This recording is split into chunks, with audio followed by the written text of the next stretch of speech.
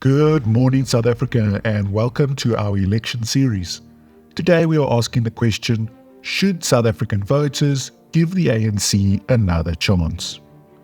Well, I've often wondered why South African voters continue to vote for the ANC, when by any objective measure, the ANC has failed the people of South Africa. I was thinking about this again when I remembered a story my grandfather told me when I was a child, about his time during the Second World War. After going many days without food behind enemy lines in Italy, they found an abandoned bakery in an Italian village.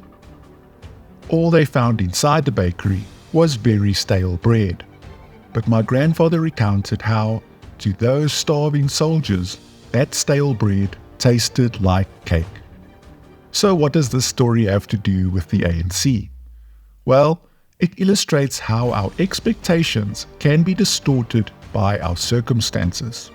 Life for many in South Africa under the ANC is better than it was under the apartheid government. When your benchmark is oppression, then anything is better. Just like the starving soldiers were grateful for stale bread, ANC rule has been an improvement for the vast majority of the country. The problem is that comparing democracy to apartheid is like comparing apples to peanuts. Of course life is better in a free country than it was under apartheid. The question voters should be asking themselves is not, are we better now than during apartheid? They should be asking, are we where we should be 30 years after apartheid? And the answer to this question is no. We are still settling for stale bread. To illustrate this, let's consider the different experiences of government services that white and black people had before 1994. Now please don't confuse what I'm saying here. This is not a glorification of apartheid. The most common thing I hear when a white person criticizes the ANC is the lazy argument that you are a racist who wants to bring back apartheid. That is silly. I don't want to return to apartheid, and I don't know any white person who does. What I want is a country in which all people are given the environment in which they can thrive, and this is only possible if the government fulfills its mandate. The role of government is to provide basic services and create the environment in which the economy can flourish and people can find employment and pursue their own happiness. So let's imagine that this was the level of service delivery that white people had during apartheid.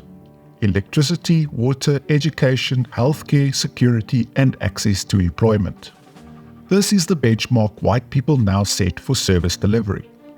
While during the same time, black people had this level of service delivery, and that is the benchmark against which many compare the ANC. So now, when the ANC delivers this level, many black people see it as an improvement, while white people recognize it as a failure, but are called racists for pointing that out. But this level is not acceptable. This is not what people fought and died for. The entire reason for ending apartheid was to give all South Africans this level. So what the ANC is giving is stale bread and trying to convince people that it's cake. So why can't the ANC lift the level of service delivery for all South Africans to a higher level? The answer is that they have an entirely wrong approach to governance. Their ideological commitment to socialism means they will always be trying to redistribute wealth instead of growing the economy. If, for example, it took an economy this size to provide this level of service delivery for 5 million people, then the same economy cannot provide the same level of service for 60 million people. The only way to lift the level for everyone is to grow the economy exponentially. The ANC has failed dismally to grow the economy and create the jobs necessary for real economic empowerment. When the ANC won the election in May 1994, the rand was at R3.61 to the dollar. Today, it is at R18.64, an indication of how the ANC has devalued the economy. Other problems with the ANC include their culture of corruption, which has become so entrenched in their organization that the ANC and corruption are now inseparable. A study by Stellenbosch University found that just between 2014 and 2019, South Africa lost 1.5 trillion rand through corruption. The ANC's failure to bring about change is not from a lack of money, but rather because they have stolen the money instead of using it to bring about change, while continuing to blame apartheid and white people. And that ties in with another of their problems, their obsession with race. This has caused them to sideline many people who could have added significantly to our country, but were excluded because they were white. And also, the ANC does not reward merit and excellence, but rather party loyalty. This has meant that for 30 years, it has not been the best people put into critical positions, and this has resulted in not only corruption in the state, but also incompetence. You just have to look at Cabinet to know that the ANC does not care about putting the best people into the most important positions. And when you let the clowns run the show, the best you can get is a circus. This factor of cadre deployment alone has played a massive part in the ANC's failure to raise the level of service delivery in the country.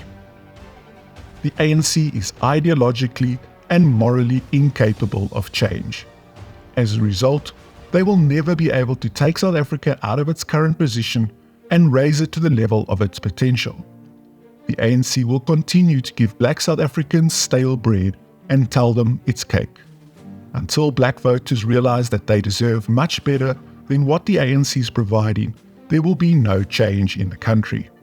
It is time for South Africans to demand a higher caliber of leader who are capable of delivering a higher standard of living.